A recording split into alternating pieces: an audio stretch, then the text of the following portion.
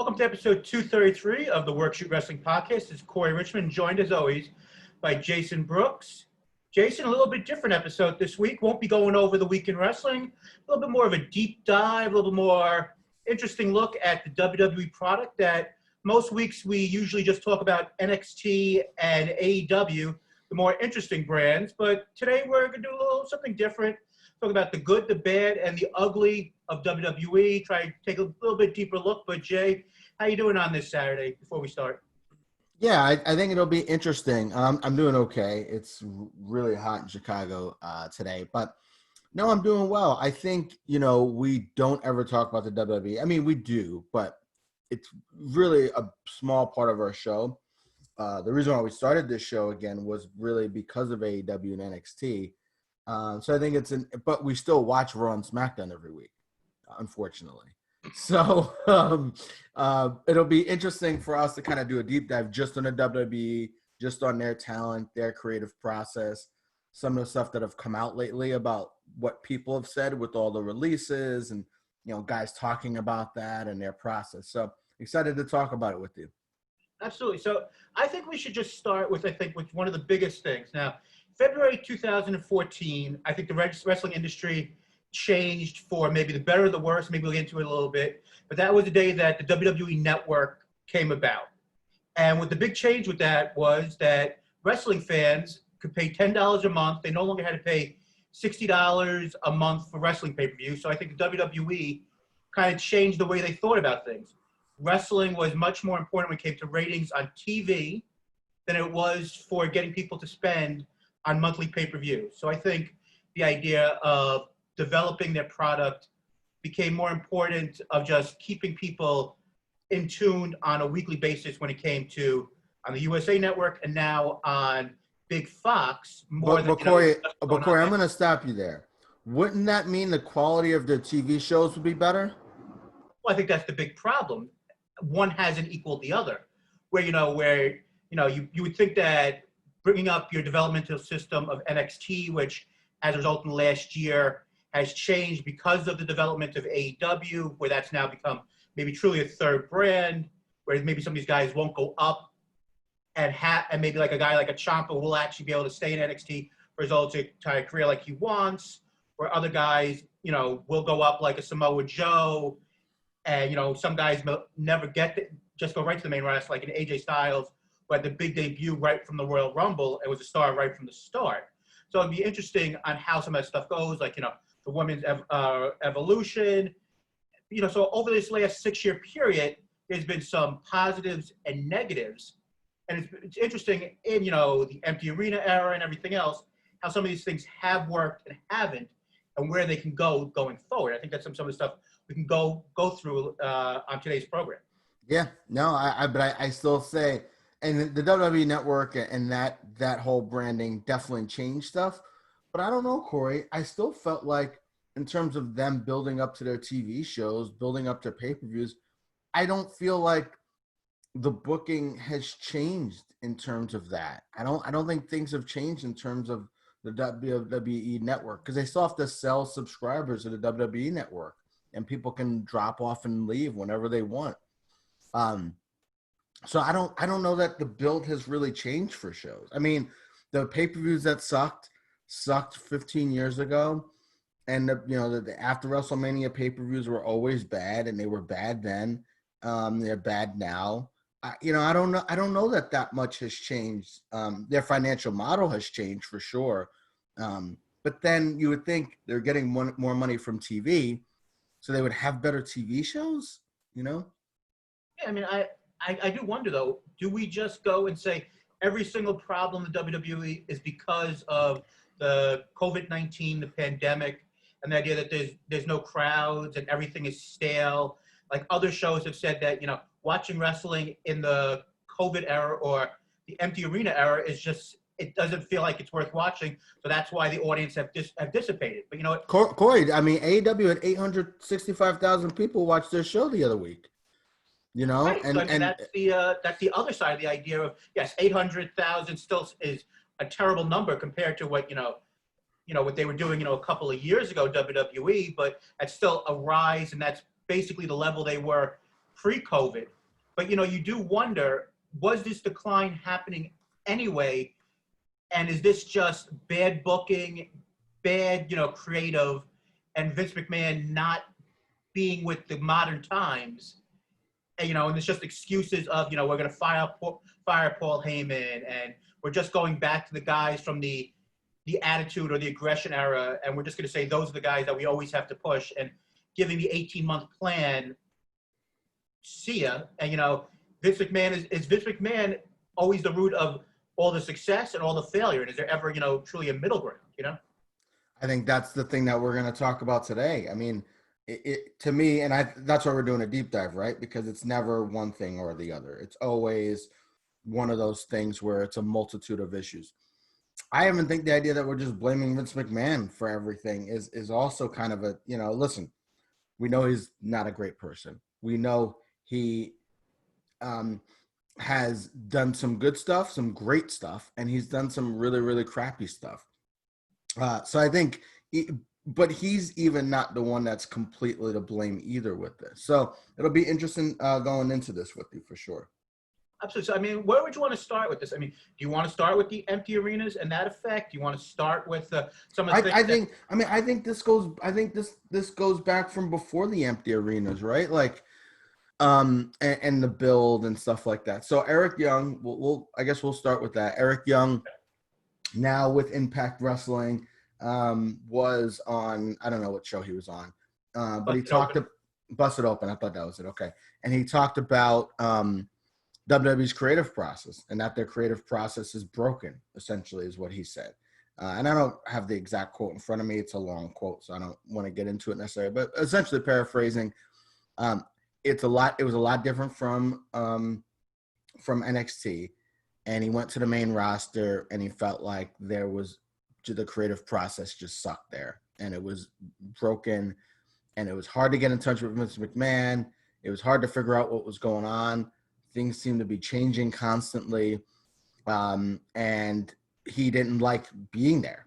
Like he was like, even if I didn't get released, if not for the COVID era, he's like, I probably would have asked for my release because of that. And how many guys feel that same way, right? Like how many guys feel that way of the creative process just isn't good? To me, Corey, WWE, the one thing about, and I know we don't want to get into AEW too much and comparing it, but the one thing I give AEW is they're not cookie cutter. And the WWE seems cookie cutter. I think the thing that you can point to more than the WWE Network is maybe the PG era and the fact that they had to go PG. But then they've done stuff that's non-PG. Look at the stuff they did with Punk. Cena's even had some feuds that were very non-PG.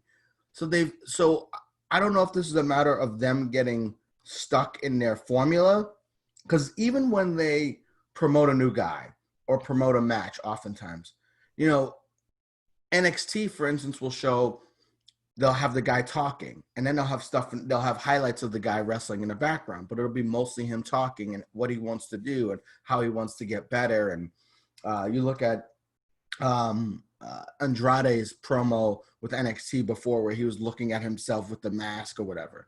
When Matt Riddle came up, it was, oh, here's some highlight packages and show how great he is. It's like, okay, that doesn't make me want to see a guy wrestle. Like, great, he has some flashy moves, but I want to know who this guy is who's coming up. I know they did the promo with him and this, I guess Vince loved the promo with why he doesn't wear shoes and stuff like that. And that's all well and good. But just how they build people up to the main roster is really, really flawed. Where are the creative ideas? Where are the interesting, storylines that are multi-layered? And I'm not saying they don't ever do it, but I just don't think we see that enough. And does that come down to Vince? Does that come down to creative? The writers? Does that come down to, Bruce Pritchard or Paul Heyman when he was there? How are they losing out on guys like Aleister Black? So, I don't know. It's a really, really kind of deep question. I'm actually going to try to go back and look to their ratings this time last year because I want to see the difference. But yeah, so that's kind of one of my overarching themes. The question is is WWE's creative process broken?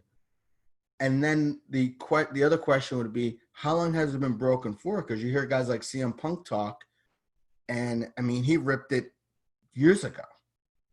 Well, I think it's definitely broken, and I think it's broken for a couple of different reasons. I think it's broken because the idea that, yes, you have a 70-plus-year-old man who I think is very out of touch in regards to what's going on today. I think when you listen to different podcasts and read different articles, the creative process is you've got like 60 people working on it, but at the end of the day, the only person you're truly trying to go and make either laugh or do anything for is Vince. So you can write all of these creative ideas and then we blame the lack of creative. But if Vince doesn't like the idea, and like that's any business. I mean, that's any process of any studio where the head person in charge doesn't like the idea, it's not going to be green-lighted. So it's not like this is a different idea from anywhere else. But you're basically writing for one. And until that changes, you're not going to have that much change on the way things. I think it was Eric Bischoff who wrote that the way that they shoot the show is basically the same way they shot the show, you know, when Monday Night Raw first started, you know, 25 years ago or 30 years ago, however long it is now. And that's shockingly, you know, with the same, you know, 1,000 cuts every episode with Kevin Dunn and everything else. So, I mean, I think there is a major problem in regards to there's the lack of diversity also in the writing team. I mean, you had one of the guys who was there for when Kofi Kingston was getting his push, who had recently left the writing team at the time. I forgot the gentleman's name, but he was talking about he was the only African-American person on the writing team. You have very few women there at any one time. And that's not saying that, and it's plus, minus, like, I think it's definitely a minus that you have lack of voices, different voices in the room. But so, I mean, you're just going to have a bunch of, you know, 50-year-old white males writing for, you know, female characters on you know, a broadcast television drama or a wrestling show, you know, all you're going to have them usually say is, you know, calling one each other bitches and hoes and different things you've had for the last, you know, 30 years of Raw. You know, a lot of times when you had these, you know, bra and panties matches back in the past or different things, all you would hear them each other calling themselves is, you know, derogatory names, or hearing, you know, Jerry Lawler asking, you know, screaming out puppies. So, I mean, a lot of things have changed for the better, like, you know, with Give Divas a Chance, sure, but at the same time, not a lot has changed on different parts. But you know, Corey, you know how things have changed? The audience, right? Yeah, Give Divas a Chance, the Daniel Bryan push, the CM Punk push. They talked about this. CM Punk talked about this, how they didn't want to push him, but the young crowd loved him. And Vince was like, well, I got no choice. You know, and it's good that they listen to the audience. But why don't they have these ideas in the first place? Why don't they realize the ideas, or is Vince so put into his ways that it takes creating of the ratings, or someone basically getting ready to push him out of his seat, that for him to listen? Because I mean, you know, in the past, you have big thing is always the idea of the audience. A lot of times is ahead of the showrunner of what the idea needs to be. Like, you know, there was, like 6 to 10 months, people wanted Jeff Hardy to win the world title before they went on that idea where, you know, he went and beat Jeff Hardy in a non-title match, or you had Chris Jericho with the false finishes, the dusty finishes with, you know, Triple H, and you've had different things with, you know, Jeff Hardy getting the respect angle, beating The Undertaker, and then it was still like another year before he actually did anything that mattered. I mean, the crowd can be behind you, and yes, you want the slow build. Like, I know we're not supposed to bring up, you know, AEW, but at some point you could have Darby Allin and Jungle Boy get close wins, but if never actually get the big win, at some point the audience is going to be going, why should I care? Well, we don't have to go to AEW. Let's look at Kofi Kingston. Let's look at Dolph Ziggler. Now, Kofi Kingston eventually got there, large part thanks to the fans, train in the background there. He eventually got there. But look at Ziggler. He could have been tremendous. He could have been a main event guy. Now he's on Raw begging for a match. They had a chance with him, and they did not pull the trigger soon enough. And Kofi, they almost missed the boat on, but he ended up doing a New Day, and they ended up getting a nice push due to that. The positive, I would say, is if you want to take us just now ripping at WWE, Sure, absolutely. is they do listen to the fans oftentimes. Sometimes it's slow listening, and it takes them, they have to be beat over the head with it. Becky Lynch. Eventually, Becky Lynch, right? But Corey, how many stars were made from the fans? Like and you can say, well, the fans make stars anyway. That's how stars are made. You look at Keith Lee, you could look at whatever. So I get that, but a star the fans didn't make was Reigns. He's probably one of the only WWE stars they've made the last 10 years, just in general, and certainly the last 10 years where Vince was like, I'm going to, push this guy to the moon and make him a star. So looking at the ratings real quick. So the Squared Circle on Reddit has a graph. So I'm not going to go too deep into it. Sure. Obviously in the 90s, the late 90s, the ratings were, I mean, it was incredible. 6 million people watching it. And so in the mid 2000s, so that's kind of the Eddie Guerrero era, the end of the Austin era, Chris Benoit, whatever. They were around 4 million in 2005, 2006. 2008, they were around 3.5 million. And around 2012 was when it really started to go down. So 2012, they were about 3 million people. And it just went down every single year. Like off of a cliff, Corey. Off of a cliff. I mean, it's just it's crazy. And now they're at 1.79 million, whatever it is. So they were at in 2012 they were at more, 3.25 million people were watching this. Now 10 years later, their audience is cratering. They've lost almost half the audience. And if you want to go back and say, oh, it's because of the empty arena shows, like that's not necessarily true either, because in 2019 their ratings were really bad as well.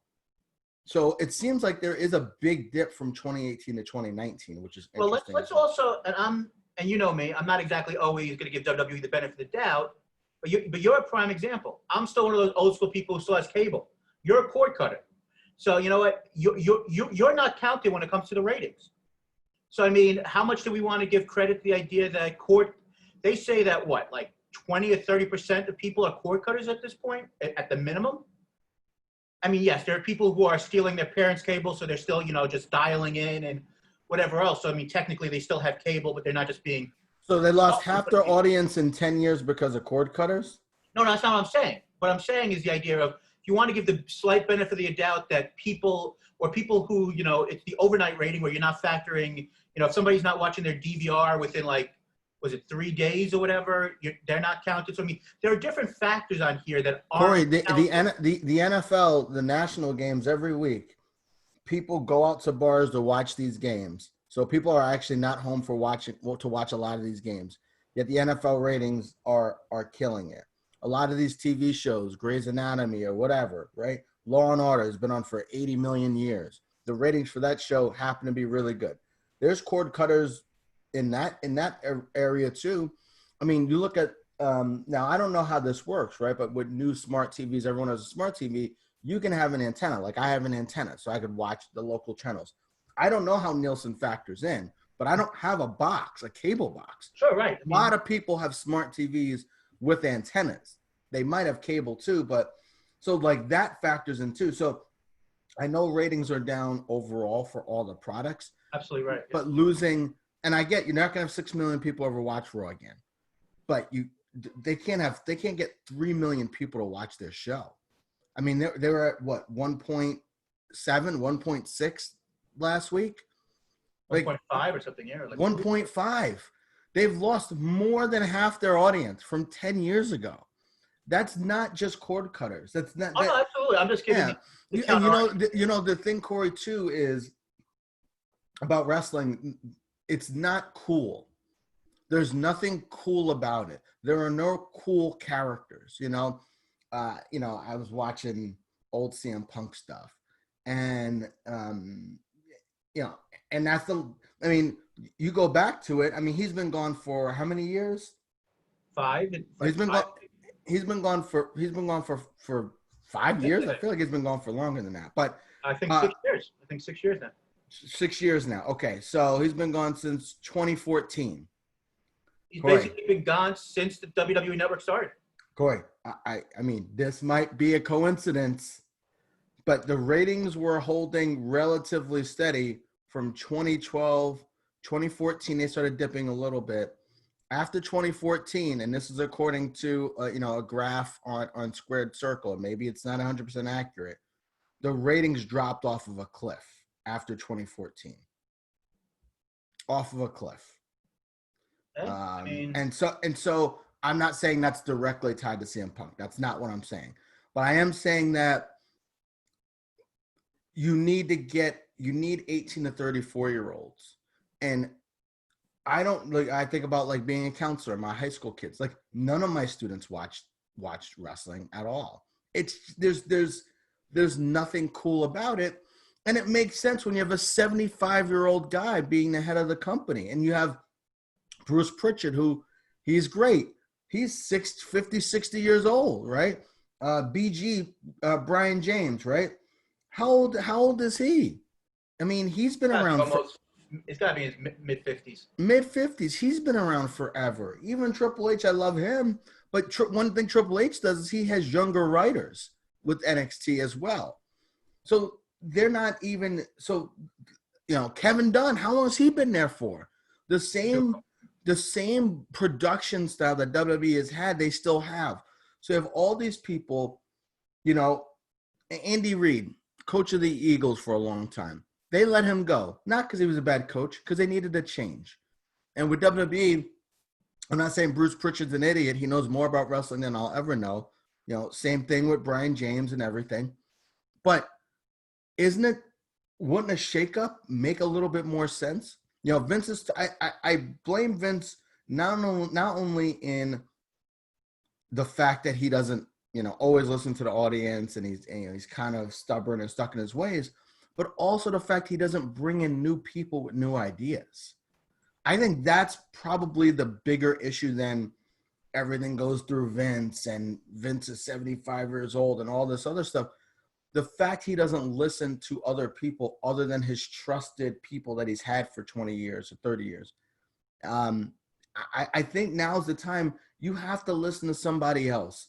You have to bring in a couple of new voices who can say, okay, Aleister Black, this guy's an interesting character, blah, blah, blah. Would Vince get Aleister Black?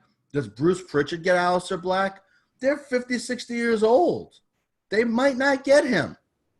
So, I mean, even down to SmackDown's intro, AC/DC, they were a band in the 70s.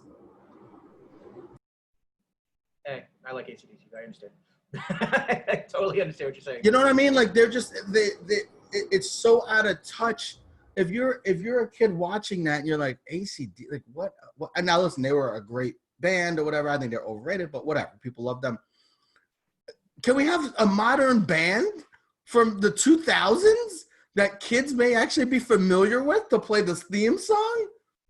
You look back in the day at the old Raw's War song, right? It was kind of like it was a rock song for that era. I remember that was one of my favorite intro songs because when I was a teenager, that was like a song that I could get into.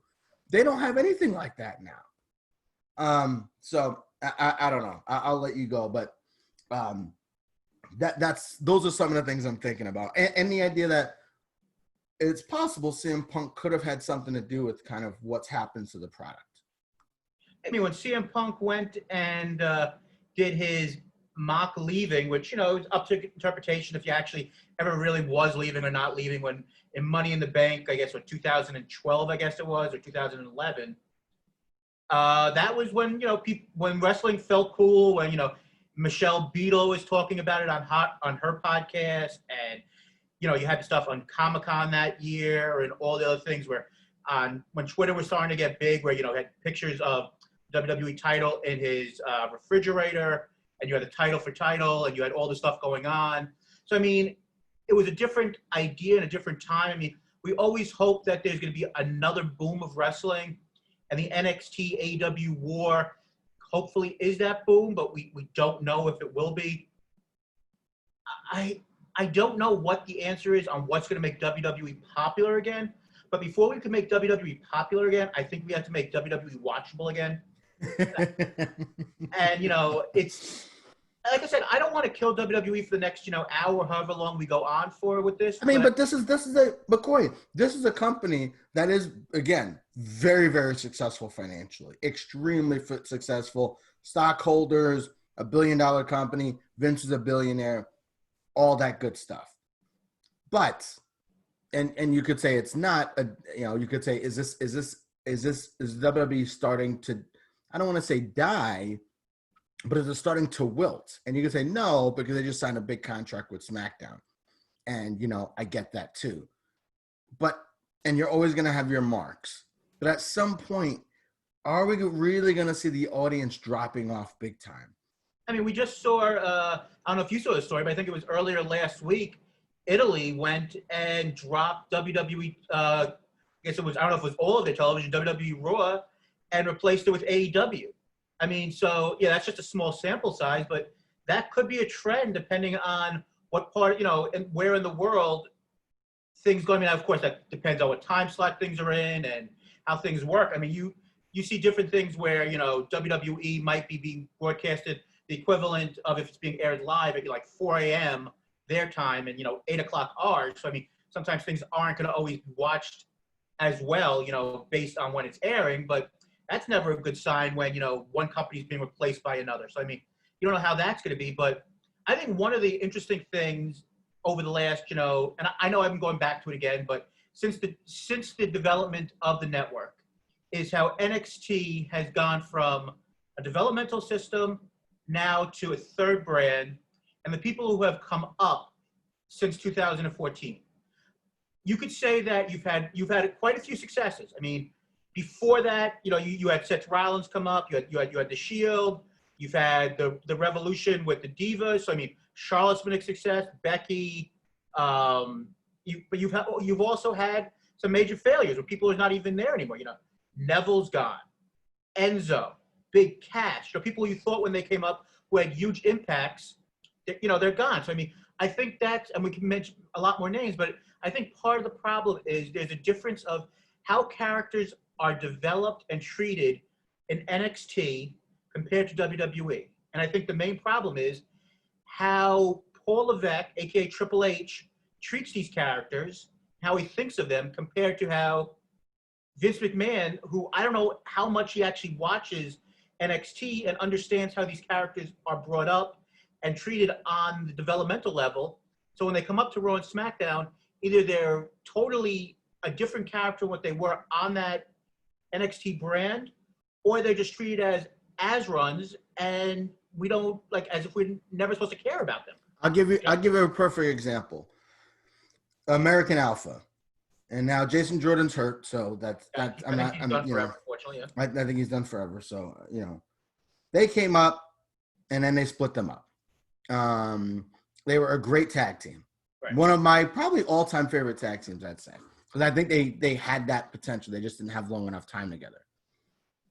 You had Chad Gable, who is the fans loved in NXT. This super underdog story, this small guy who seems like a super nice guy. He's kind of a dork. You know what he's a lot like? A lot of wrestling fans. Now, he happens to be a crazy athlete and a former Olympian. He is the perfect guy for them to build up. He doesn't need to be the world champion, but consistently an IC title holder, US title holder, then you never know. He's not bad on the mic. He's funny. He's kind of goofy. He's the perfect guy for them to say, okay, let's, and I said this on the podcast, like he could have been potentially the next Daniel Bryan-like guy, because I think he had that ability in him. He could have got better on the mic. He's fantastic in the ring. He can work with anybody. And they have him on the main roster. they make fun of his height every single. What does that make a guy look like? Every wrestler's making fun of his height.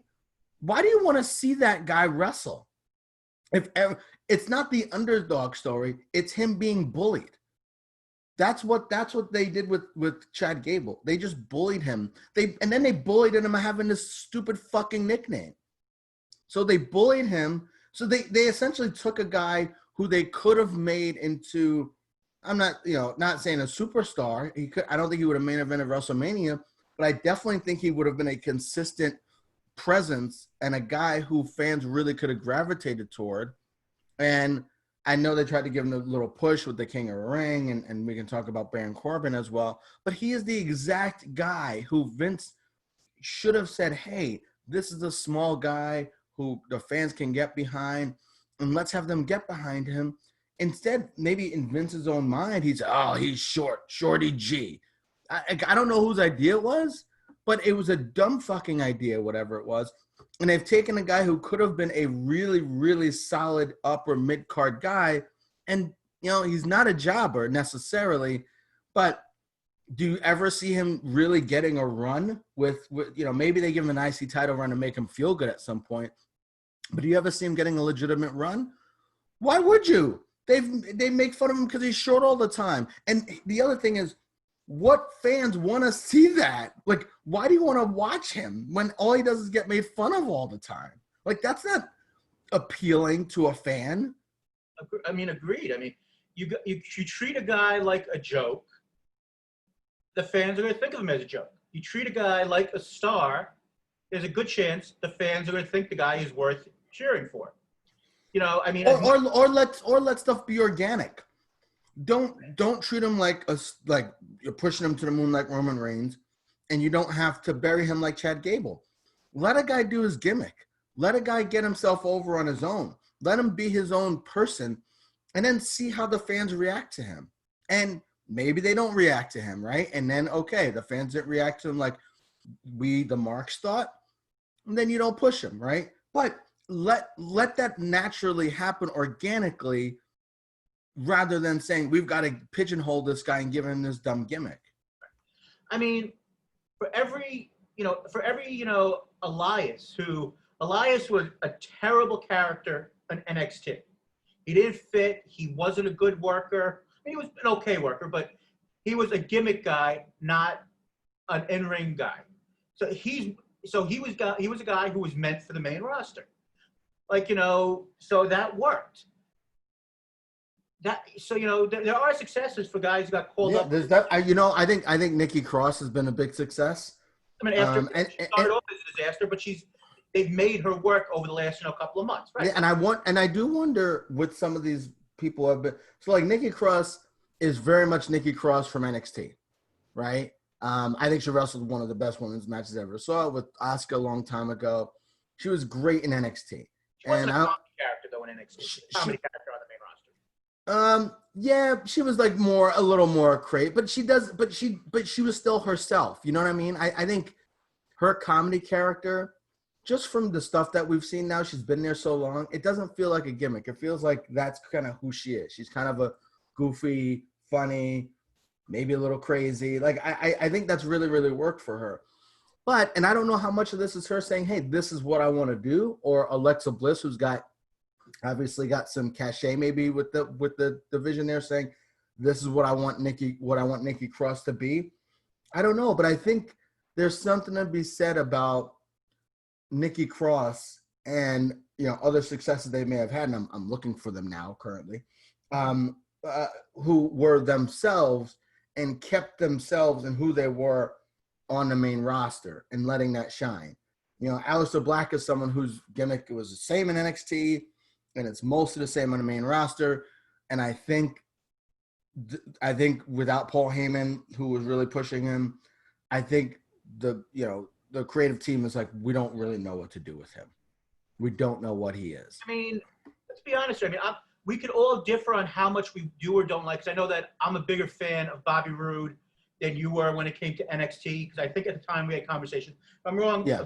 I liked him a lot on the mic. In the ring, I thought he wasn't amazing. Right. But you know what? Bobby Roode was a really top guy in NXT. of course, the song "Glorious" got way over. For those watching the video version of this, saw Jason do his best version of that. But Bobby Roode on the main roster, you want to say maybe somewhat because maybe it was an injury or two, may have derailed, but he got transferred over part of the AJ deal with Dolph Ziggler, and as far as I know, he doesn't have COVID or issues with being back in Canada, I don't believe. But I haven't seen him on my TV on Raw since the trade. You know what is funny, Corey, and we'll talk about this. Is just a quick aside. I did look over the rosters today and kind of doing research for this podcast. There's a lot of people who have not been on these shows. I think, and Brian Alvarez and Meltzer have talked about how many people have COVID, in the WWE, and they're just not making it public or whatever, and they don't have to with HIPAA laws. I think there's a lot of people who have COVID. I think there's a lot of people. There's a lot of people we haven't seen in a long time that I think it's interesting. But back to Bobby Roode. I don't know if there's something I don't know if he lives in Canada. I know that there's something with people coming over from Canada because Canada doesn't want anyone from the U.S., clearly because of the pandemic, which makes total sense. So I don't know if one coincides with the other. But, yeah, no, he's another guy they have. And looking at, these ex-TNA guys, not been real successful. You look at EC3, same thing. And EC3, again, I think, similar to Robert Roode, a really good talker, not as great on the mic, or a great talker, not as great in the ring, I should say. But there's no reason why he shouldn't be on the main roster on Raw or SmackDown. There's no reason why his character and the way he talks and how good he is on the mic, there's no way he should not be on Raw or SmackDown and be a useful part of that show. Let's get into EC, and we won't stay on this very long because we got a lot of things, of course, to discuss. But EC3, on paper, should be the exact thing that Vince McMahon wants. A guy who's built like an Adonis, who can talk with the best of them, who's decent in the ring. You bring this guy up to the main roster, and his gimmick is he doesn't talk. What is this man doing? And this isn't just my point of view. EC3 has been doing interviews with the Sean Rassaps of the world and other people out there, and he has said it plain as day. He didn't get it, the idea that, he thought the reason he was brought back is because he had become a pretty darn good talker. And all of a sudden he comes up and his gimmick was he couldn't talk. What are we doing? And also, what is this accomplishing? I don't know. To me, you're supposed to have gimmicks in wrestling to get people over to the audience. That's the whole point of this. So people want to watch these characters. Sometimes I think they have these gimmicks with these people, and it doesn't. There's no point to it.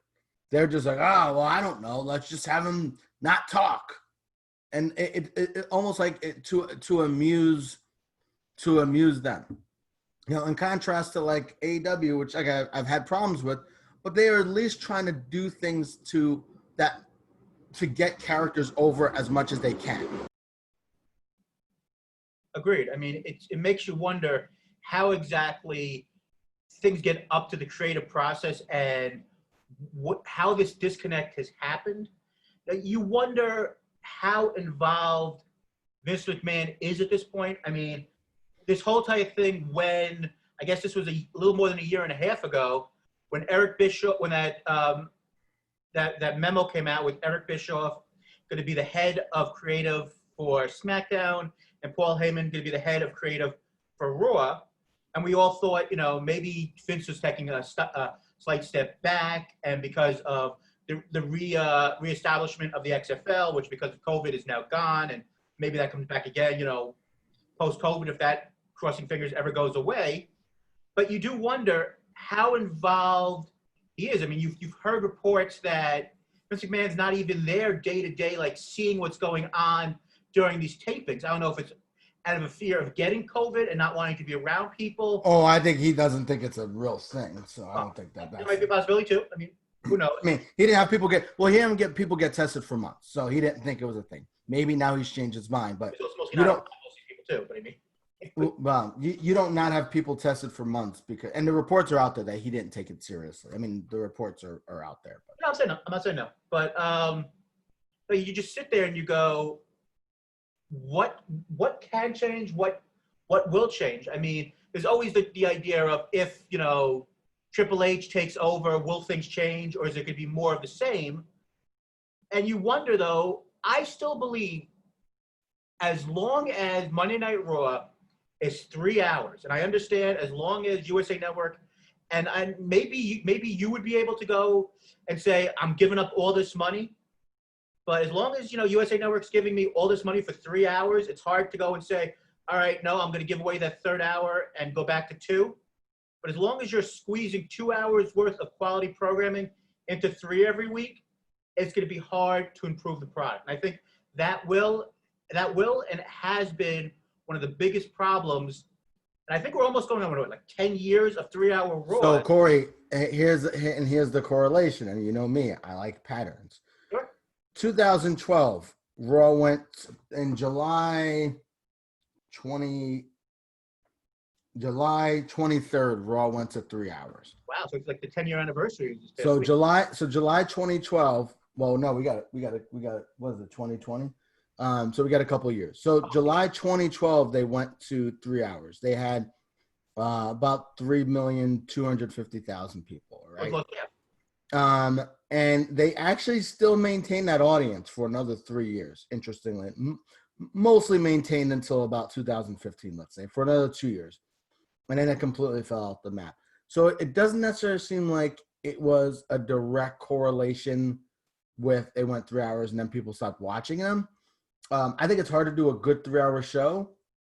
Creative, but I still think and the other thing I want to transition to is Bischoff. So they interviewed Eric Bischoff about him, being fired from the company and everything that went down. And he had some interesting things to say about that, but they asked him about WWE's creative process as well. And he specifically, is Vince McMahon out of touch? Which we clearly know the answer to that. He's 75 years old. You just can't stay in touch at 75 years old. You're just out on some stuff. That's just how it is. But the thing that Bischoff said was, listen, they're mostly a TV company now. Mostly, that's where they get most of their money from. And so they have advertisers, and they have advertisers that they have to make sure feel good about the content that's going out there and feel good about what they're putting out there. So maybe that means they can't get edgy with things. They can't really do cutting edge stuff. They've got to do a formula approach because that's what the advertisers want. So I guess my question for you, Corey, is what do you think about that? Do you think that there's some truth to that? Do you think, because that's something that I quite frankly don't know a lot about. I know about advertising in general and things like that. For instance, the English Premier League does really well. It doesn't really do that great in the ratings, but their product is worth something because a lot of soccer fans are more affluent. So their advertising is more affluent or whatever. So anyway, that's just an example. How do you think the advertisers have maybe affected their product? Well, I mean, the advertisers have definitely affected the fact that we went back to the PJ era where, they went and got, Mattel and different companies to sponsor, So, I mean, I think that when your average audience is, what do they say? The average audience is 58 years old for the WWE. And of course, who knows if that's right or not, but that's just basically. That sounds pretty legitimate. I mean, the ratings the data is way out there. So, so I think it's interesting to look to see who goes and advertises WWE and AEW and all these companies. And it's usually not, these big time, wealthy, high end companies. So, I mean, I think in order to keep who you have, you've got to go and I guess do what they want. And if what the studies say is that they want what we're getting, I guess you could say that is part of the problem. But I have a hard time believing that if your company's failing and the ratings are tanking, that I know that USA Network, like the average like primetime show is under 1 million. So I mean, with the WWE still doing 1.5 million, that still pumps up their average, and it still makes them. I don't know if it's still number one, but it still keeps them like the top 1 or 2 for non-news shows. For sure. So I mean, as long like if FS1 was had wasn't getting good numbers for these Tuesday nights on rerunning old WWE pay-per-views, they would stop doing it. So I mean, there's still interest, even though the numbers for we think are terrible.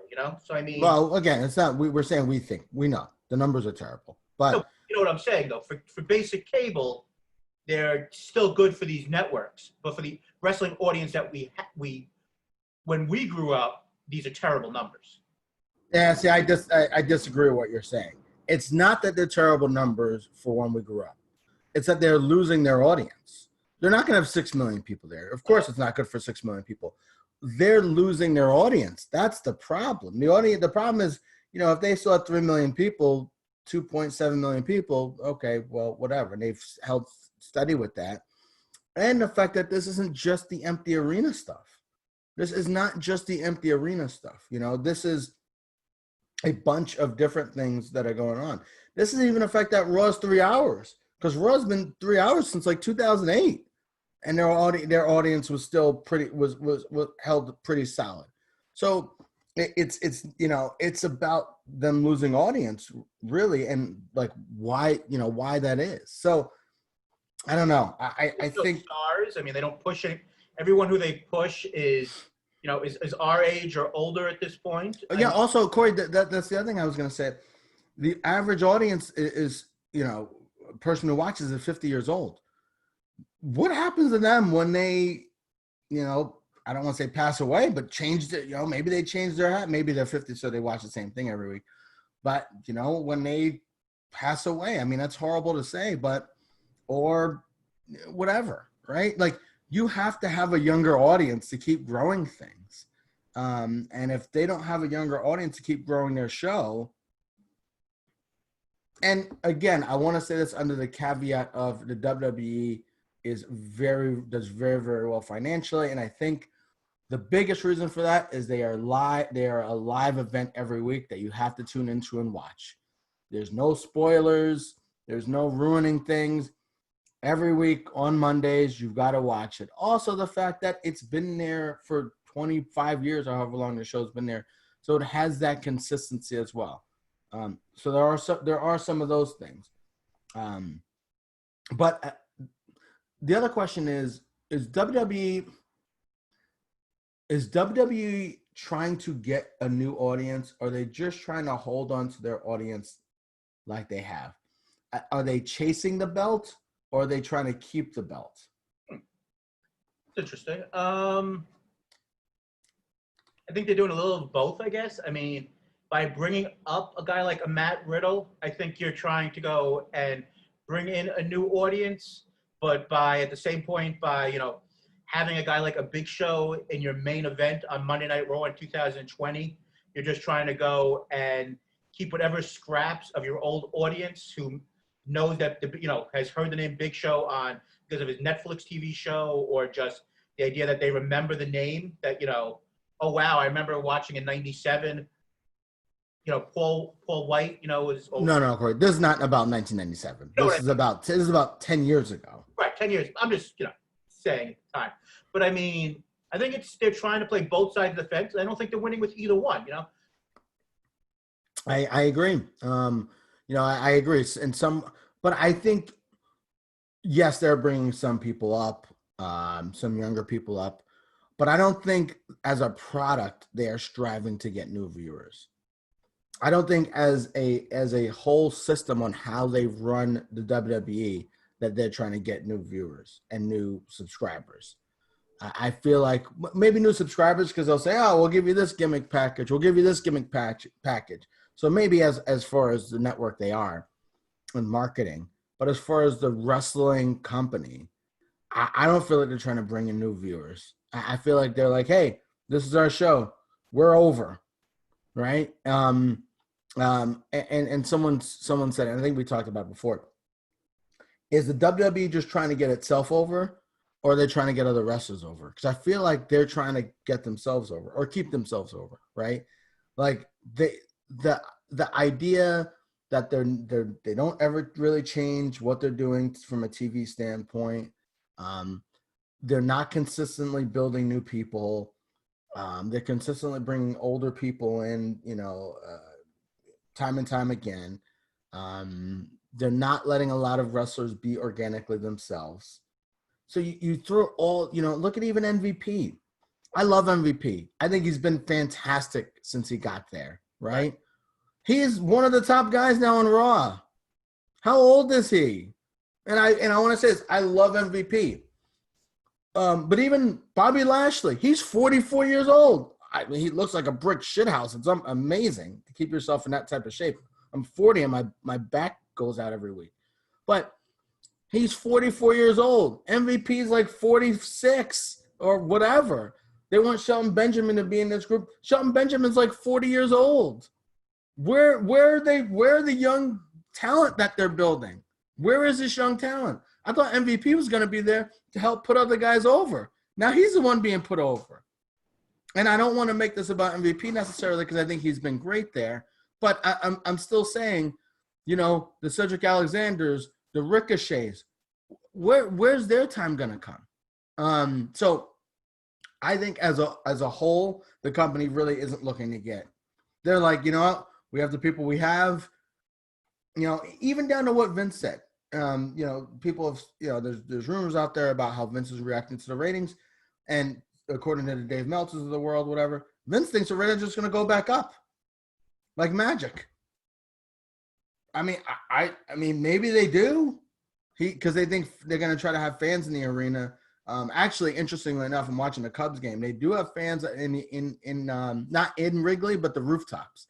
So they do have fans in the rooftop. So same thing with the Mets game yesterday. Okay, yeah. So that's pretty cool. So I might try to go to a Cubs game at some point. I'm sure those tickets will be like $1,000. But anyway, so yeah, the idea is that right, like, they're gonna have fans in the stands, so then the people are just gonna start watching them more. Yeah, this check was maybe the end of September was the newest stuff. Yeah, and we'll see. Our president is basically saying he wants everyone to go back to school. Well, he is saying he wants everyone to go back to school and yelling at the CDC about their recommendations and how they change their recommendations. After a month of people going back to school, we'll see how these cases spike, right? And then WWE might change their mind again. And then the whole idea that, hey, if fans come, then we'll do better? Well, how about you just make a better show? And so people will watch a show that's better. Well, you know what?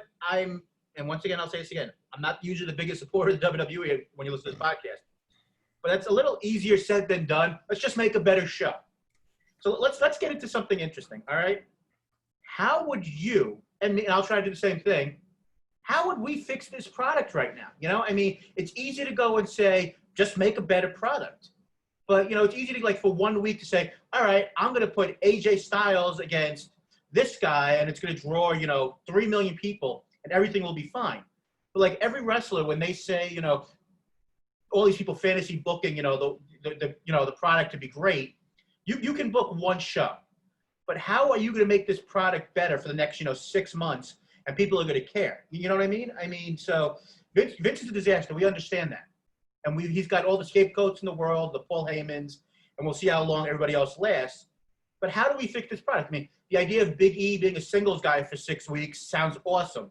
The idea of, AJ defending the title, Matt Riddle being on the main roster, and maybe the idea of, after an awful idea, NXT 30, Pat McAfee versus Adam Cole possibly, disaster that might be. Adam Cole maybe coming up to the main roster and livening things up. How do we make this product better, you have any ideas on that respect? Besides just saying Vince do better TV? Vince do better TV. No, the first thing is, and Eric Young talked about how he had all these ideas, these different ideas that he wanted to do. And they didn't listen to any of his ideas. So the first thing is listen to the wrestlers. Two, do less actual writing. I think the writers it's fine for the writers to be there, but have and the whole idea of you have to have a wrestling man do wrestling. No, the Attitude Era, the reason why the Attitude got big was because of Stone Cold and The Rock. People gave a shit about them. They didn't talk about work rate. They said The Rock's funny as hell and he's entertaining. And Stone Cold's beating the shit out of his boss and he's fun and drinking beer. And he's a fun character. Let Ahmed Johnson there, so it wasn't all good work rate, let's be honest. Yeah, the work rate wasn't good. That's what I'm saying. It wasn't about work rate. I think the Attitude Era, some of the work rate of those matches were I thought Raw, for the most part, had some really bad matches. They had, I mean, it's like kind of, I don't want to say similar to AEW and NXT, but I thought WCW had absolutely better matches. And I think Raw, especially toward the end, had like a better show, you know? So anyway, but people cared about characters. And I think that's still the thing that we're not, the WWE is not doing well. It's about the characters. Aleister Black, ask Aleister Black, hey, you've been this character from the indies for years. You've done this character and this gimmick. How do you think organically this would look to the audience? And go back and forth. You have ideas, they have ideas, and then do it. You only have 1 million people, 1.5 million watching this show anyway.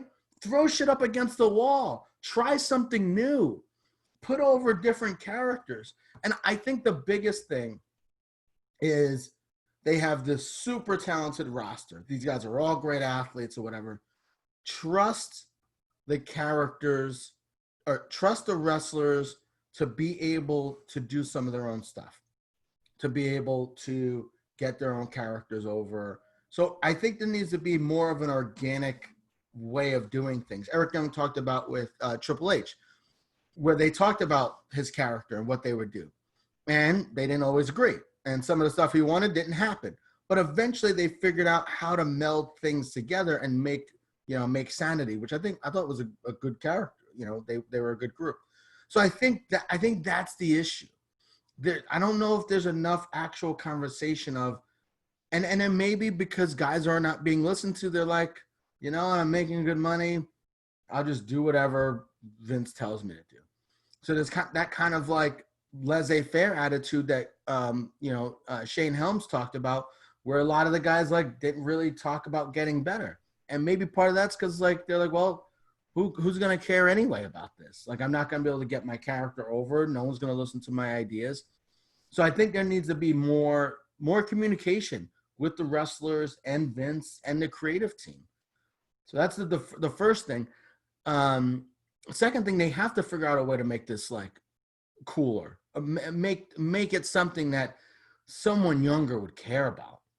It doesn't have to be me or you. We're past that their demographic, but something that, you know, a teenager or you know, have like a, you know, a young rap star, have a rap theme to Raw, have like a young rapper do the theme to Raw, have, you know, do something else. You know, I think about NXT with Adam Cole when they did his intro, how freaking cool that was, that they, you know, doing his intro. Something like that. Do something like that. Think outside of the box. So thinking outside. It's not about a match or a storyline, because those come and go. It's about a systems issue. Creative, teamwork, communication, thinking outside the box, and bringing some people in who are under the age of 35 years old. Bring someone who is in the demographic they are trying to get. And maybe they're not trying to get 18 to 34. They're trying to get children. I don't know. Bring in a child. Fuck it. I mean, I don't know. What do kids like? I don't know. So, you know, that's what I would say. So you basically, if I'm reading right, you almost want to run this almost like it's a football team right now. You want to actually have like a system where people actually communicate with each other. I want to run it like a business. Like a successful business, you know, like where there's teamwork and communication and people talk things through. You know, and I know businesses usually have one CEO, and oftentimes he kind of sets the standard of what kind of goes on. But I think any successful business, they like listen to You know, they listen to people. So that's what I would do. And I think you have some really good ideas there. I mean, I think one of the main things and that I think wrestling has to do in general, not just WWE, but as an overall thing, I think that wrestling has to respect the idea that yes, we understand that wrestling is fake, choreographed, whatever you want to call it, but treat it as something that is believable. You know, you got to treat your fans, the wrestlers, everyone who's involved as if it is a real thing while it's going on. The idea of the fact that when you don't treat your characters as real characters that you should care about, why should the fans care about them? You can't, especially right now when things aren't going well with the ratings and less people are watching. This is a time where you should take chances. Where, you know what? Yeah, could the ratings get worse? Absolutely. But live programming is king, and as long as you have to have live programming, you can go and I think you can take chances and say, you know what? Let's not, just because something isn't working, we're not going to bail on it after 2 weeks. I think that just like where you have like Breaking Bad and Walking Dead and all these shows, you have the story, the shows have like a Bible for the show. There should actually be like a wrestling Bible or something that says what exactly is going on. So there's actually a story device where all these things have happened. So when wrestling idea A and B actually are consistent of what's going on. Yes, most fans are tuning in and don't remember what happened 6 months ago. But you know what? It's a good idea that the people who are running the show know what happened 6 months ago so that your story ideas don't contradict each other. Yeah. You know, the idea of 2 weeks ago, and yes, the joke, the idea that, you know, Big Show is turned, you know, like 400 times or whatever it is. But the idea that, you know, 1 week, you know, Cesaro and Shinsuke are friends, and the next week, you know, they're giving each other dirty looks, and we don't know. And then 3 weeks later, is if that, you know, like that never happened, or different things. You know, you want consistency. Like, there's a great story going on over the last year or so with Sasha and Bayley, and we understand that we want that to go and most likely conclude when there is fans. And a lot of people mostly want to see that match happen at SummerSlam. But things are going on so well right now that is it the worst thing in the world if that continues to go on because they're mostly the best thing going on in the show? So, but you know, you want to make sure that all the things that have, when that big blow off actually happens, you want there to be an actual story of that. We understand why each and every one of these things happen to get from point A to point C. You know, we don't want to just be like, all right, 1 week they just have a blow up and we have no idea why all these things led to it. Or what happened with the hacker storyline? Exactly. They promoted that for weeks and then it was gone. Why? Now I know you have to change things, like, you know, they had the AEW had the Brandy Rhodes, the Nightmare Collective or whatever, and it was horrible and they got rid of it. So I get that you have to get rid of stuff, but they didn't have to get rid of the hacker thing. As a matter of fact, I thought it was like kind of interesting. And here's why you got to change things, Corey. They spent 5 weeks building up to the Big Show Randy Orton match, right? They did promos the entire show for Raw and Smack. I think it was actually, or in Raw, it was actually a good build up for the match. I felt like they still had their second rated lowing of all time. Their rating went up by 60,000 people, 67,000 people. That's how much their rating went up from the lowest of all time, which was 2 weeks ago. So last week was their second lowest. 2 weeks ago was their lowest. And they spent 5 weeks building up this Big Show Randy Orton match. And they still had their second lowest rating. What does that tell you? The audience doesn't want what you're selling. Sell them something different. And who knows? A year from now, the ratings will be at a 2.7. You know, they'll be getting 2.7 million people, and we'll look like assholes. I don't know. That's possible too. I want to be wrong. I want them. You know what? I want to be an asshole in this respect. I want to. You know what? When we're on, you know, next year at this time, when we're getting ready to go and be like, so who is Roman Reigns going to be facing at SummerSlam for the Universal title? Because hopefully COVID is, you know, long in the rearview mirror, and we're getting ready for wherever SummerSlam is being taken place, and we're getting ready for hopefully me coming out to Chicago to see, sold All Out or whatever, crossing our fingers. I'm hoping to be saying, you know what? We're getting 2.7 million, 3 million people watching Raw, and we were wrong. There's a hot angle. Everyone came back. You know what? But I don't see that happening. Here's the thing, Corey. I don't want to be. I want to be right. Yeah. I don't want this to change. They say that people grow. They say people grow from adversity. That's what helps people to grow. I'm hoping that this will help the WWE grow, and it'll help them change their process. And they'll have 2.7 million because they'll have changed certain things on their show or done certain things on their show, and that'll hopefully help change the process. I don't know if that'll happen. I know that Paul Heyman, for all his druthers, and we could talk about the whole AJ Good Brothers thing, which I think is interesting. He tried to do some different things that worked and things that didn't. But at the end of the day, it was still Vince at the head of it, So, I don't know. I think that their ratings may go up when people come in and when people come back, and COVID is, as Trump would say, disappears. But I don't know if that's going to happen, Corey. I think certain things in our society that we've been used to forever is going to change. The working from home thing. I think that's going to change. I think people are going to say, why do I have to go in an office every day? There's going to be little things that change, and people's viewing habits might change. Obviously live sports is one thing, but maybe people I don't need to sit here and watch Raw on Monday night. It kind of sucks.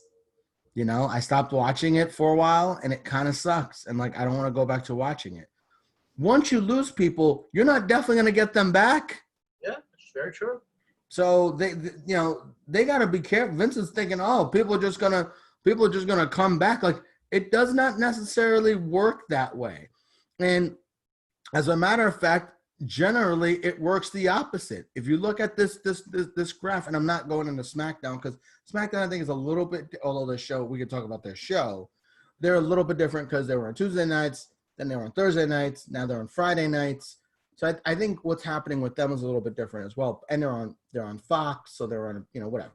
But you look at what's happened with the ratings, it doesn't always come back up. It went down in 2008, came back up in 2009, went down a little bit in 2011, came back up a little bit in 2012, went down a little bit in 2017, came back up in 2018.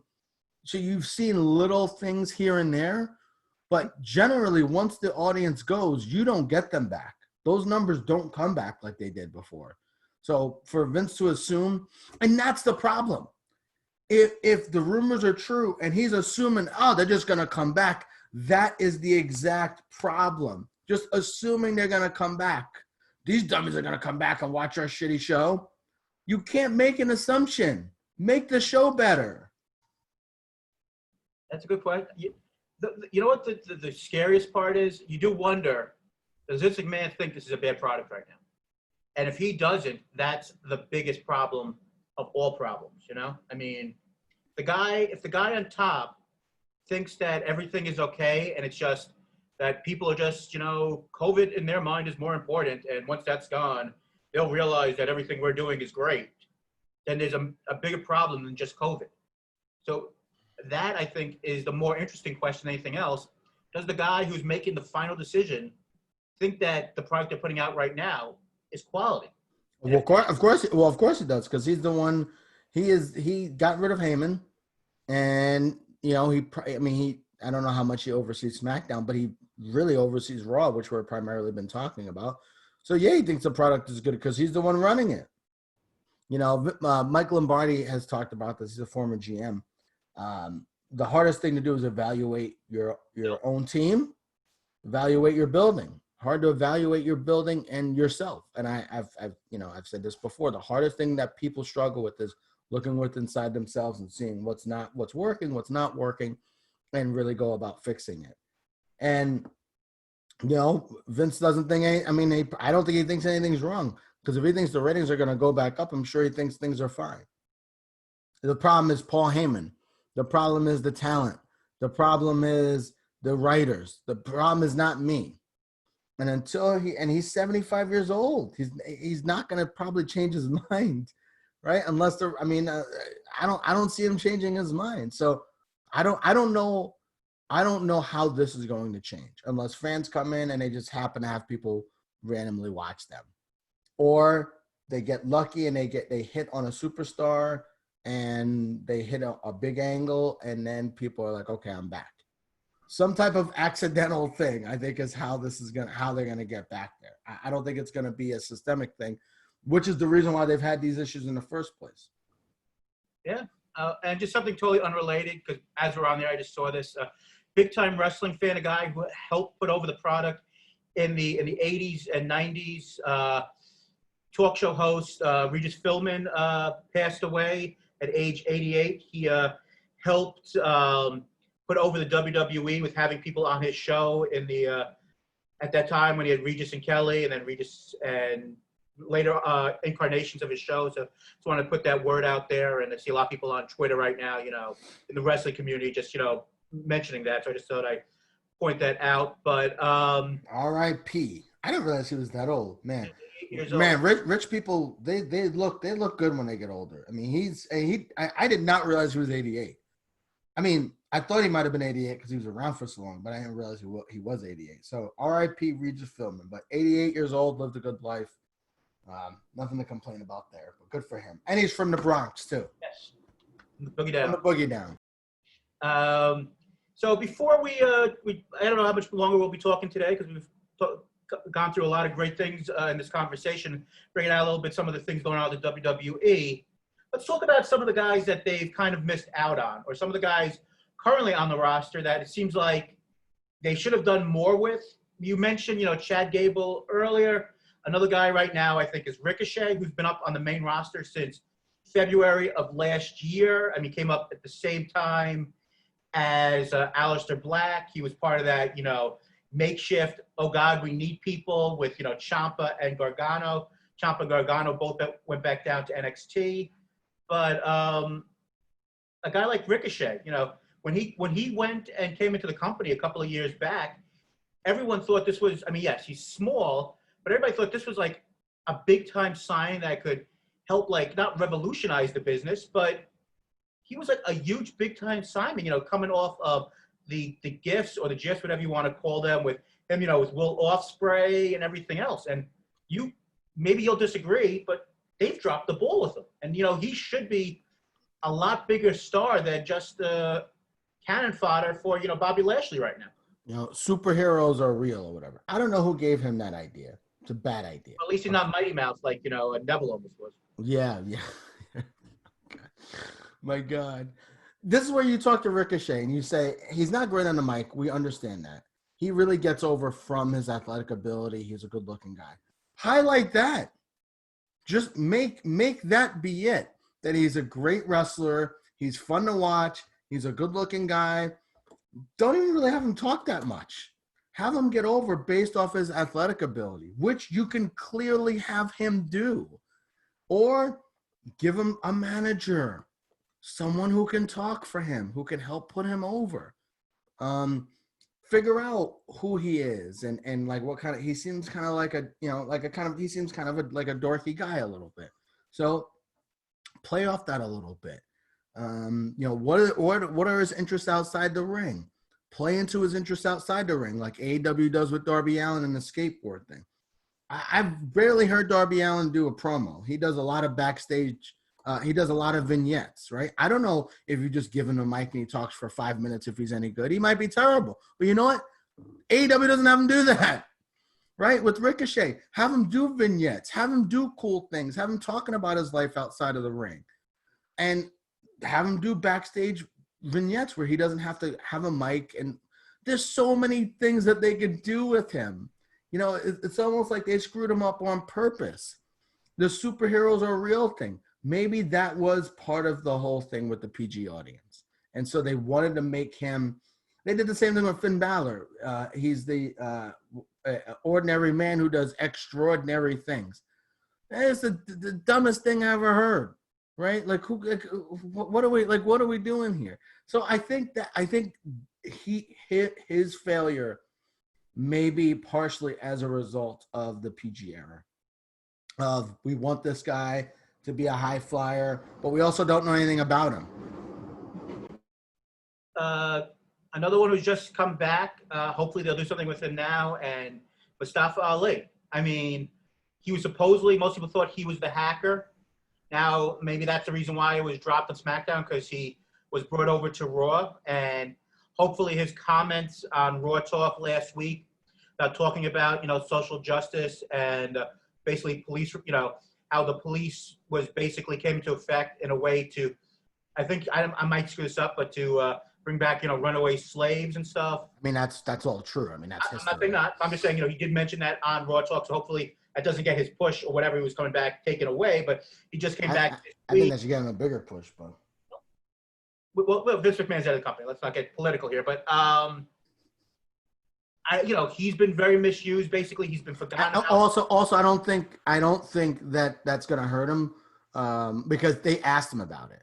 Right. So Charlie Caruso actually asked him about it. So that's when he. The week before, they kind of asked Asuka and Kairi Sane about having a match together, and unless something major happens, that's not happening. She gone.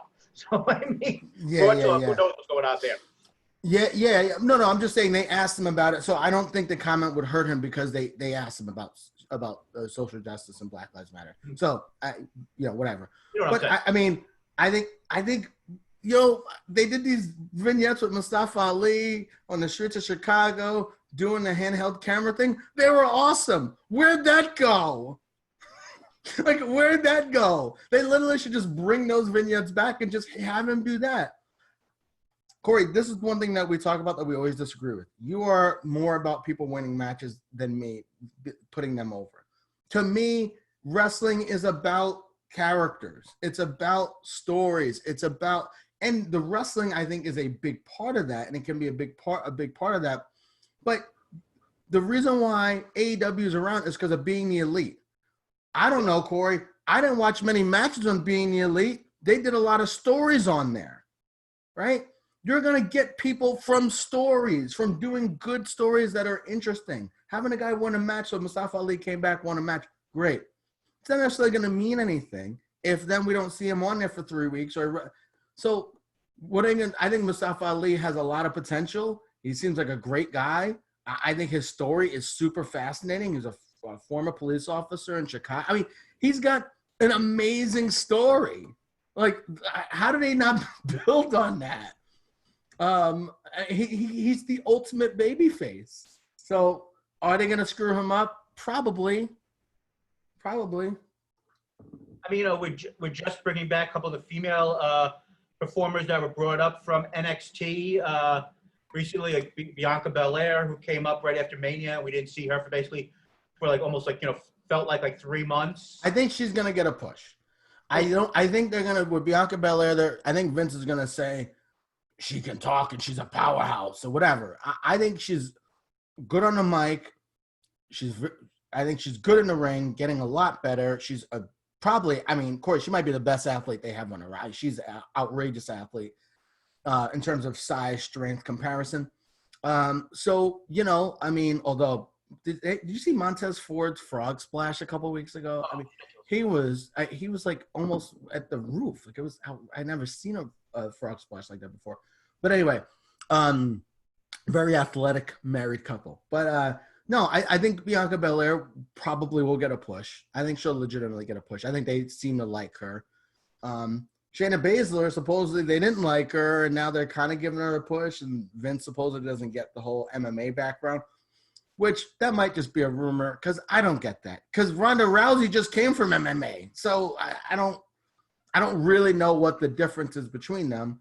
Yeah, but I think Ronda Rousey was a superstar outside, and I think Vince has always had the idea of looking at the stars, and if you're a star, I want you. But why was she a star? For what reason? What do you mean? Why was Ronda Rousey a star? Yeah. Because she. What sport was she in that she became a star? MMA. Yeah. So the idea that he may not like Shayna Baszler because she's MMA doesn't make any sense. Yeah, That's the connection I'm making. Not to sound sexist, but there's a couple of little differences between, I think, appearance-wise of Shayna Baszler and Ronda Rousey. I get it. I get it. I get it. That could be. I get it. That could be a thing. I don't disagree. Let's see who these companies hired. Also, a lot of people in the past. So let's. Yeah, but I mean, the women they have there's not like, oh my God, there's all these like. They're not necessarily hiring the women because like they're all these beautiful women. I mean, and they're I think they're getting them. But look at Kairi Sane. How'd they mess her up? She seems like the sweetest woman ever. You know a total natural baby face. She was doing a flute. What? You know, with Nia Jax, they almost killed her a couple times. That's how they messed her up. You talk about someone they've tried to push is Nia Jax. They've done everything they could to push her because she's The Rock's cousin and she's big and she has she's a big woman and so she has a different profile than a lot of the other women. Maybe that's why. But what they've done with Kairi Sane and she's gone and whatever. But that I don't know what I don't know.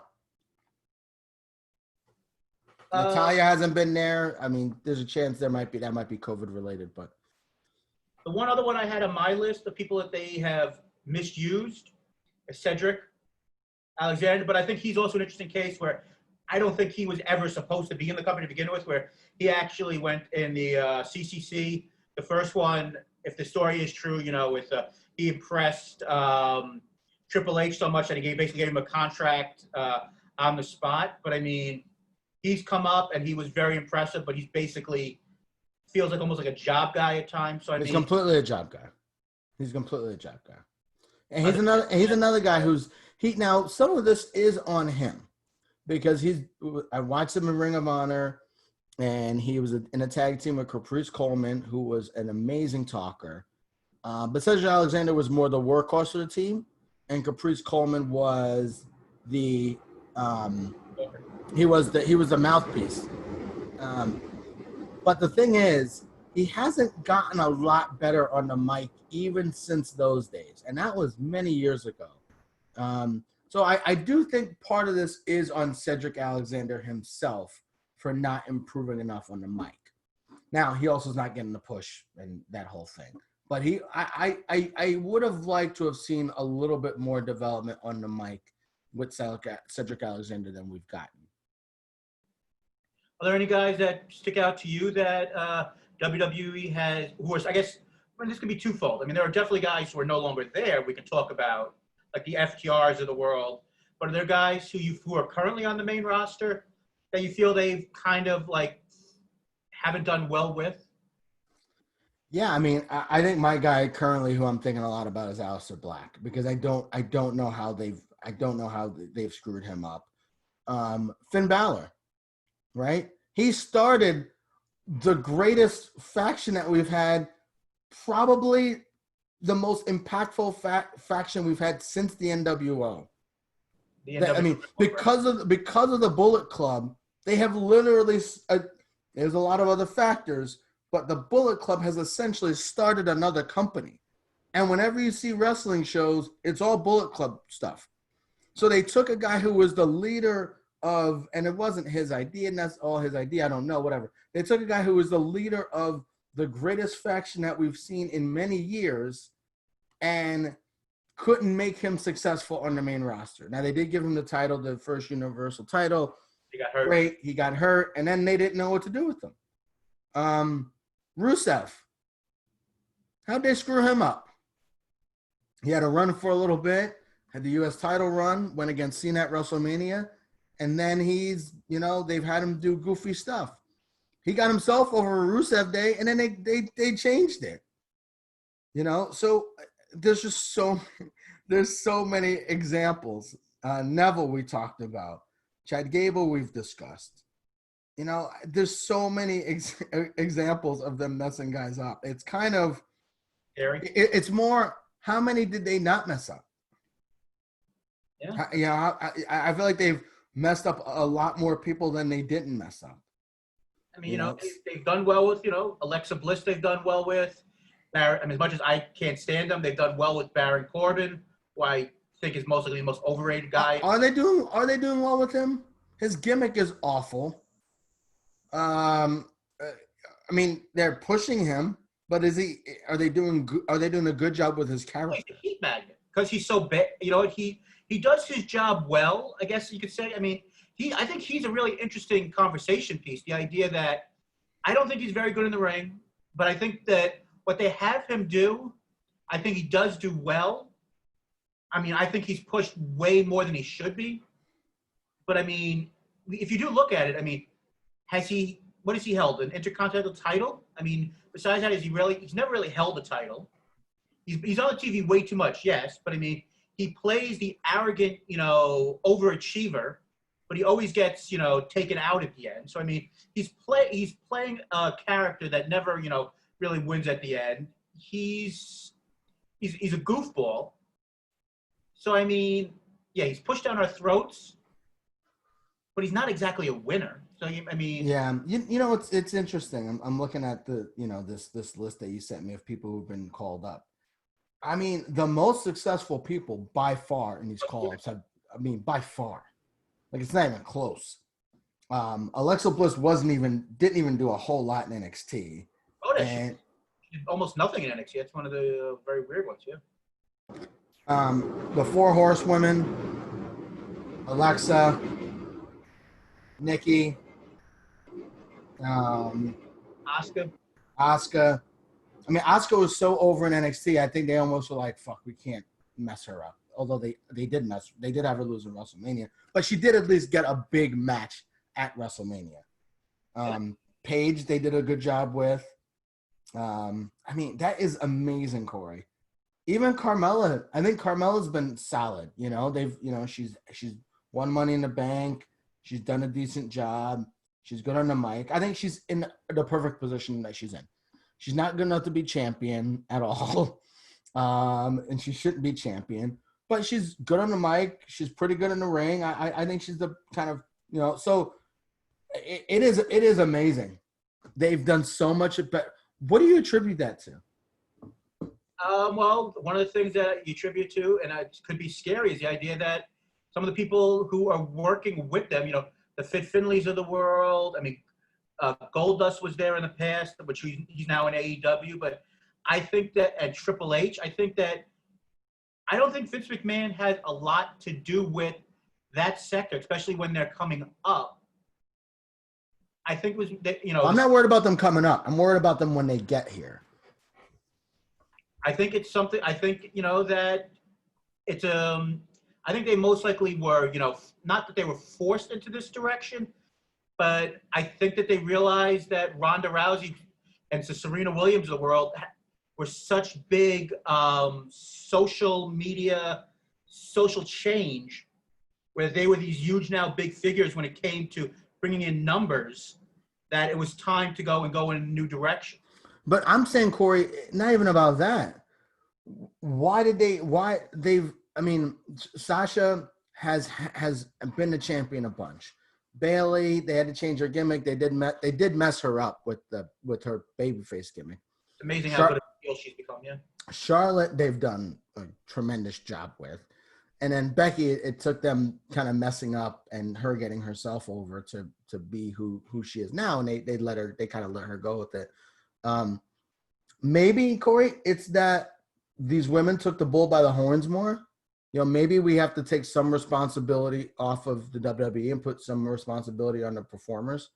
Well, also, I think, I'm sorry to interrupt you for 1 second, but I think it's been, I don't know if you could find it, but I remember reading at one point that, and it's not just the old idea of back in, you know, the Attitude / Monday Night Raw, you know, era with Nitro with the Monday Night War, but some of the highest ratings on SmackDown and Raw were the women's segments. And I think that when ratings is the only thing that matters, when your highest segments are the women's segments, sometimes that's going to get looked at. And if it's just not, you know, the quote unquote bra and panties matches, and when the Bellas are on TV, sometimes you're going to notice that those are when your ratings are struggling and those are the points that you're still getting the best ratings, that's the things you're going to push at times.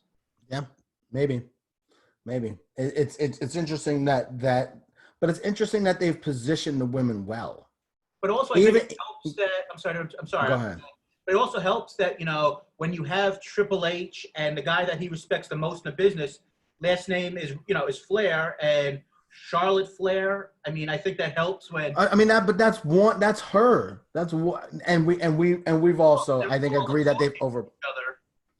When you're a best friend. They haven't booked them as nearly as strong as they've booked her though.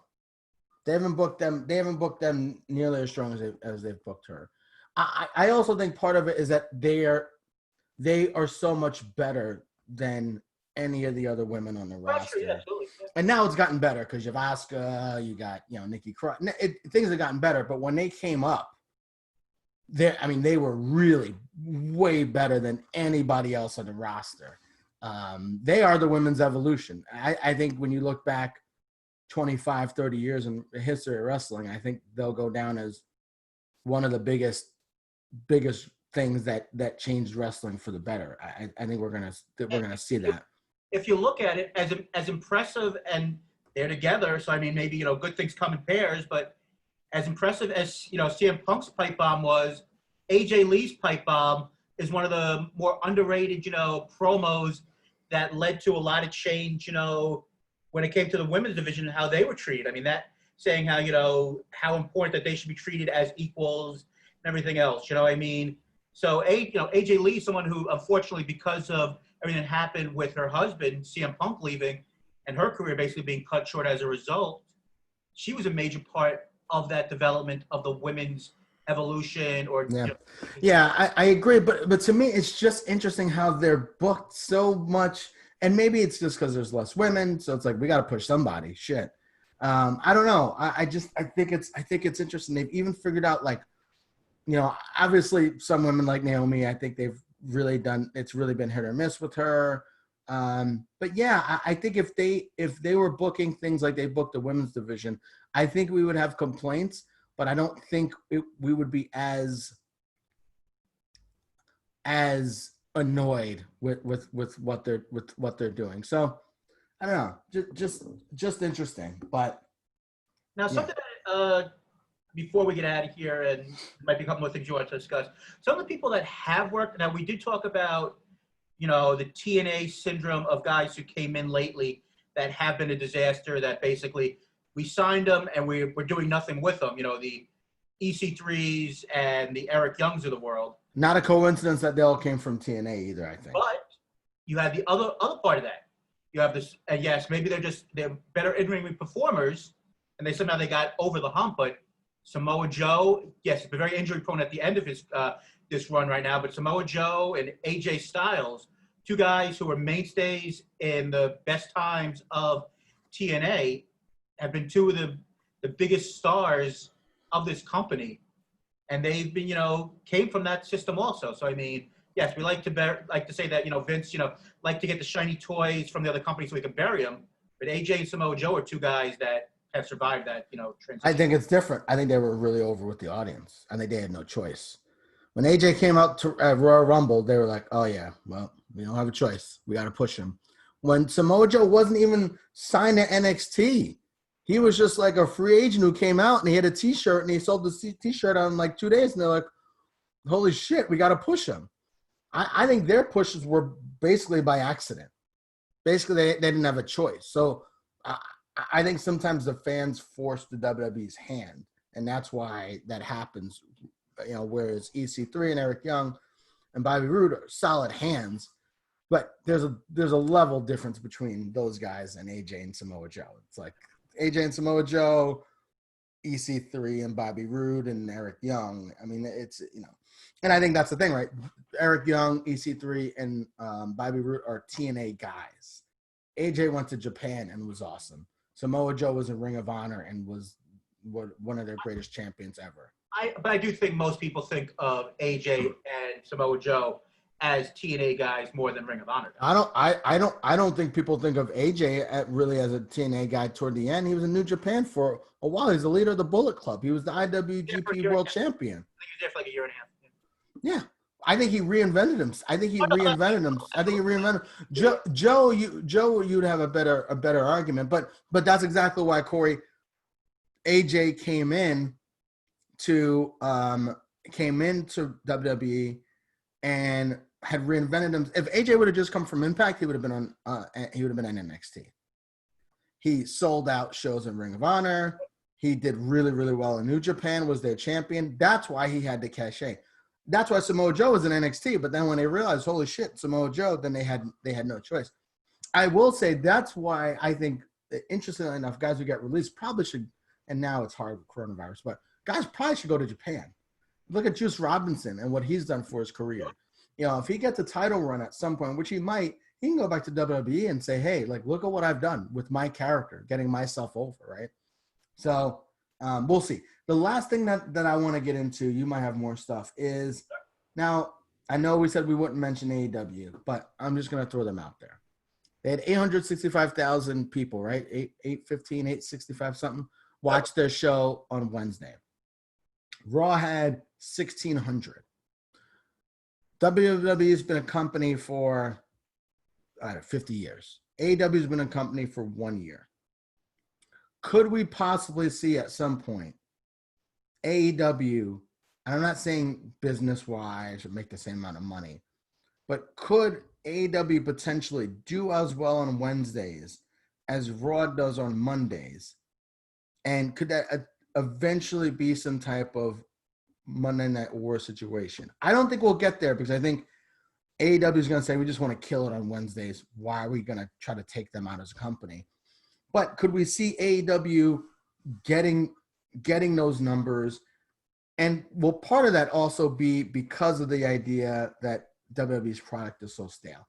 So I know I'm throwing a lot of things out there, but yeah.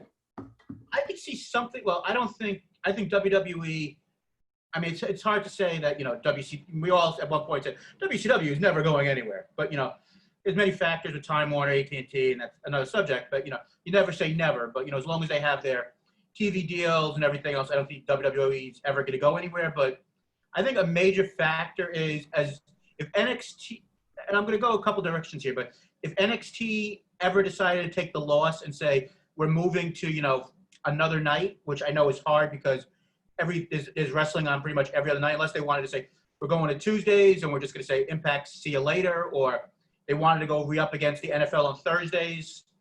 Or do you see Vince McMahon giving up? I don't think so. I think they'd be I think it'd go from NXT developmental brand to Raw number 2 if that would before they move nights. Well, but see, that's the thing. I don't see AEW ever destroying NXT, that NXT loses its whole entire audience. So I don't see AEW ever going and like having, you know. But you talked about NXT leaving. Why would NXT leave? Well, if they're getting, you know, destroyed in the ratings. Yeah, they'll bring other people in before they move nights. Well, that's saying that's part of the idea of that. I don't see AEW ever taking over the whole entire. Like, if there is, let's just say, if you combine the 800,000 and the 600 or whatever that AEW and NXT get on a night together, that's about 1.4 million people in the Corona era. So if that's slightly less than what WWE is doing now, that's but I don't think those two things are mutually exclusive. Like, right? Like, I don't think it's you combine the audiences and 1.7 million people are watching wrestling on Wednesdays. I think you could be switching back and forth between the two shows. So if there wasn't all I'm saying is if there wasn't an option, if there was no like, I'll be the first one to say, because I feel like it's a more needed, not needed, but a more I need to watch right away product, especially in fact I know what's going on most weeks. AEW, I feel, is product you watch live, and NXT is a product you DVR and you watch right afterwards. So if both products weren't on there in the same night, I think a lot of people who watch NXT, at least a portion, would watch AEW at the same time. So I think that I would say at least a third or maybe half would watch, you know, if there wasn't that other option. So if NXT ever left that night, which maybe they never would, I think the number would be closer to what NXT, you know. I'm not talking about. That's what I'm talking about. I'm not talking about NXT moving. I'm not talking about that. I'm talking about more. Is there an audience that WWE is losing on Mondays and Friday. let's say Mondays more specifically, that could go that 1.7 million that AEW can get, and maybe their ratings can be close? Because I think if AEW starts to get 1.5 million people and WWE has 1.5 million people, it's gonna be a problem for WWE. I don't know. I mean, I think we're seeing right now that WWE might be at its lowest point, and by me saying that is because I think that's about as many people have the WWE Network. So I think so let's hold on. I'm going to ask you another question. Sure. Forget about the AEW thing. Do we see the ratings get low? Will the ratings get lower in the next 2 months? We're going to say before the fans get there. So, it's July now. They're saying end of September, maybe. I don't think that's going to happen personally. I don't think we're going to have fans until there's a vaccine, especially if they try to open up schools, but whatever. Especially if it's like 1,000 people, who cares about 1,000 people?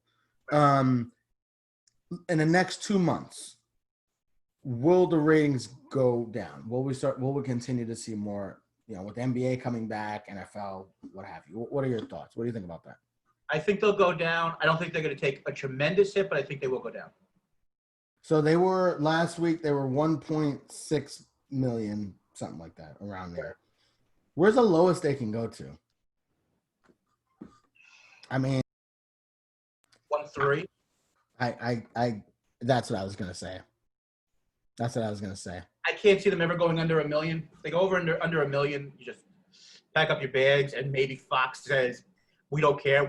You might have, we're throwing you on FS1." I don't think they go under 1 million ever either. But 1.3, oh boy. I think it's an option, though. I definitely think it's a possibility. I was surprised. I don't know if you saw the numbers with SmackDown from last night, but SmackDown actually was up its highest rating since June. So I mean, and that was going up against baseball. And most people say that baseball skews older, and that would be their 50-plus, audience. I mean, I don't know what it was in Chicago, but I know that there were different markets that that the games were on. Some of the Fox affiliates. So you would have thought that might have hurt the number. So I mean, the Cubs played. They play yesterday. They did play. Did they play? They played at night. Yeah. Because I was watching the Sox game, so I don't know. I mean, it's interesting, and that's why I wanted to leave this towards Raw, because I think SmackDown's kind of a different thing, even though we're talking more about the WWE as a whole. But 1.3 million, if they get that low, I mean, and at what point is too low? Is to the point where you're like, where Vince says, "Shit, I got to change something." You know what? Because he can't fire anybody else. There's no one else to fire. Fire the roster. I think as long as USA Network says they're okay, I think he'll think everything's fine.